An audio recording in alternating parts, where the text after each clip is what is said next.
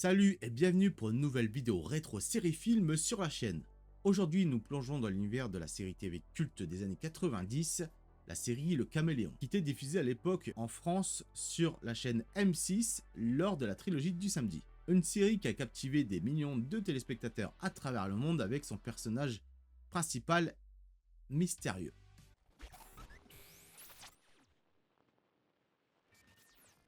Il existe des êtres doués d'une intelligence supranormale, des génies qui possèdent entre autres la faculté d'assumer n'importe quelle identité. En 1963, les chercheurs d'une entreprise appelée le Centre ont mis en isolement un de ces êtres, un jeune garçon nommé Jarod, et exploitèrent son génie pour des recherches secrètes. Mais un jour, le caméléon leur échappa.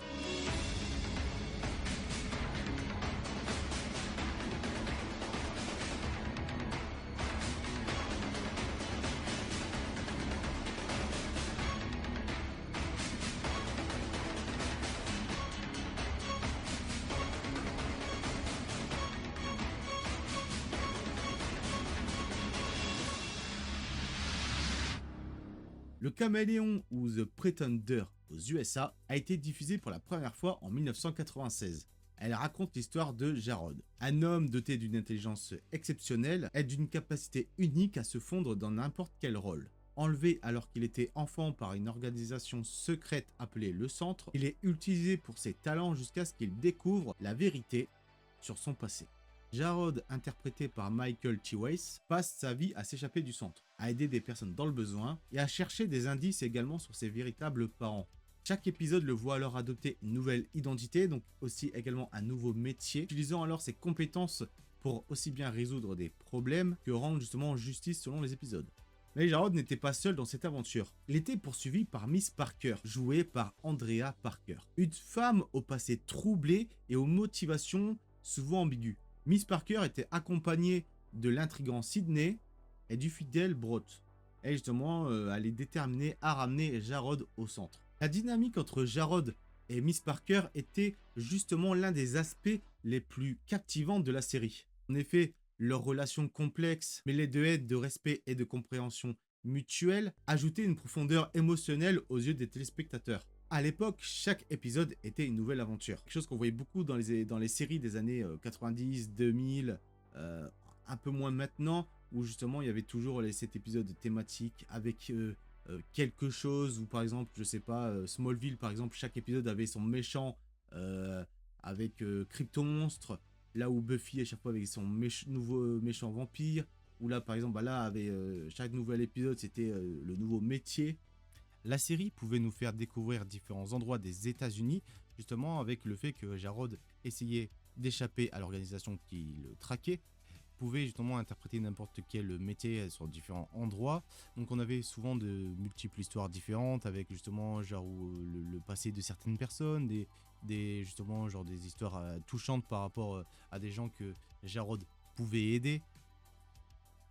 Malgré aussi parfois un peu dans cette série quelques répétitions, et également pour beaucoup une fin assez décevante qui les laisse encore sur leur fin encore aujourd'hui.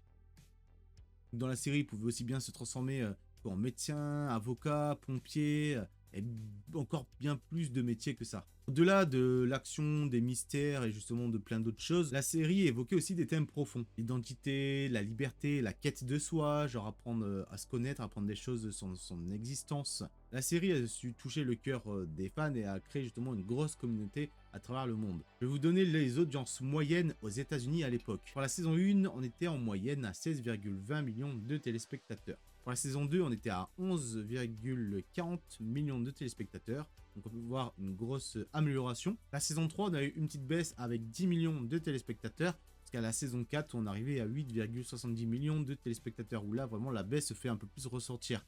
Là, donc on a eu une augmentation assez massive dans la saison 2, mais ça a rebaissé petit à petit justement avec les saisons après. La série a pu être récompensée au First American in the Art pour la meilleure performance exceptionnelle d'un acteur dans une série dramatique pour Taylor Christopher, à la 19e cérémonie des Young Artist Awards aussi, au meilleur jeune acteur dans un second rôle dans une série dramatique pour Ryan Merriman, et à la 20e cérémonie des Young Artist Awards, toujours dans la meilleure performance pour un jeune acteur dans une série dramatique pour Ced Atkins. Il y a un autre rôle encore, enfin une autre récompense pour meilleur jeune acteur pour Ryan Merriman. À savoir, au cours de la 3e saison, crossover en 2 parties fut mis en place avec la série phare Profiler. L'intrigue commençant dans l'une pour se conclure dans l'autre. L'extraordinaire rencontre de Jarod et de Samantha Wetter conduisait les producteurs des 2 séries à renouveler l'expérience durant la 4e saison. Cependant, et à la différence de Samantha, une idylle amoureuse sera créée autour de Rachel et Jarod. Jarod reviendra d'ailleurs une ultime fois prêter main forte à Rachel durant l'un des derniers épisodes de Profiler. Aucun lien ne rattache cette histoire à la série Le Caméléon. Il s'agit d'une aventure à part de Jarod qui ne figure pas sur le DVD de la série. Le personnage de Jarod s'inspire de la vie de Ferdinand Demara Jr. Cet homme, surnommé le Grand Imposteur, a durant pendant 30 ans emprunté de nombreuses identités. L'un de ses plus grands exploits est d'être devenu le chirurgien Joseph Sayre dans la marine royale canadienne. Il est même allé jusqu'à pratiquer de nombreuses opérations, telles que l'extraction d'une balle de la poitrine d'un homme. Doté d'une mémoire photographique et d'une très grande intelligence, Demara a appris seul les différentes techniques d'opération en lisant des livres. Par la suite, la marine a découvert justement l'utilisation de faux noms, mais n'a jamais remis en cause ses qualités de chirurgien. Il a aussi pris l'identité d'un docteur en zoologie, d'un étudiant en droit, d'un shérif aussi, ou encore d'un enseignant. Au cours de sa carrière, il a été arrêté justement pour fraude, détournement, vol et contrefaçon. Le dernier est décédé en 1982, Chris Card, précédé par justement une longue dépression, par la sensation de voir ses nombreux talents justement gâchés. Si vous n'avez pas encore découvert Le Caméléon, il n'est jamais trop tard pour regarder cette série. Ceux qui l'ont déjà vu, pourquoi ne pas revivre une nouvelle fois les aventures de Jarod? Apparemment, selon mes recherches, la série pourrait être disponible sur M6 Plus Max, une sorte d'offre de streaming à 5 € par mois. Enfin voilà, pour cette série, c'était tout ce que j'avais à vous raconter sur la série. La prochaine fois, nous parlerons de la série Newport Beach. S'il y a quelque chose, une série ou un film que t'aimerais que j'évoque dans ces vidéos rétro série film, n'hésite pas à me le faire part en l'espace commentaire. Si ce n'est toujours pas fait, n'hésitez pas à venir me suivre également sur mes réseaux sociaux. Je partage régulièrement mes achats de figurines sur Instagram. Je partage aussi également sur X et je partage des vidéos sur TikTok. Et on verra ce qu'on peut faire. En tout cas, si t'as aimé cette vidéo, n'hésite pas à mettre un pouce en l'air, activer la cloche, à t'abonner si c'est pas encore fait, à partager aussi également, ça fait plaisir, et aussi à dire ce que t'en as pensé en commentaire.